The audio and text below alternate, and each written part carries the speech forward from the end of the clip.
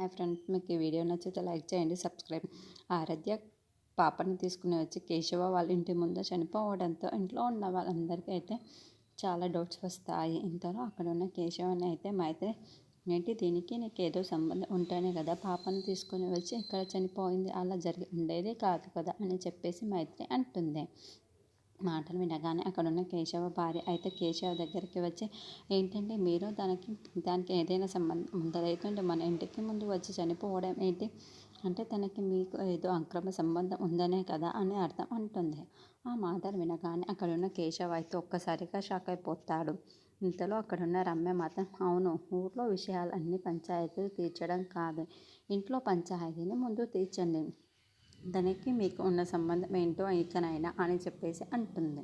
ఆ మాటలు వినగానే అక్కడున్న మైత్రి మాత్రం చాలా సంతోషిస్తుంది. నాకు కావాల్సింది ఇదే కదా అని చెప్పేసి అనుకుంటుంది. ఇంతలో అక్కడున్న రమ్య మాత్రం కేశవని అవమానిస్తూ అలాగే నిందలు వేస్తూ ఉంటుంది. అది చూడగానే అక్కడున్న కేశవను, నన్ను అనుమానిస్తున్నావా రమ్య అని చెప్పేసి అంటాడు. ఇంతలో అది చూసిన వాళ్ళ అమ్మ, అవునరా, తను కూడా నిన్ను అనుమానిస్తుందిరా అని చెప్పేసి అంటాడు. ఆ మాటలు వినగానే అక్కడున్న కేశవ అయితే చాలా బాధపడతాడు. ఆ అమ్మాయి ఎవరో నాకు తెలియదు, మన ఇంటికి వచ్చి ఎందుకు వెళ్ళిపోయిందో కూడా, నాకు బిడ్డను ఎందుకు ఇచ్చిందో కూడా తెలియదు అంటాడు.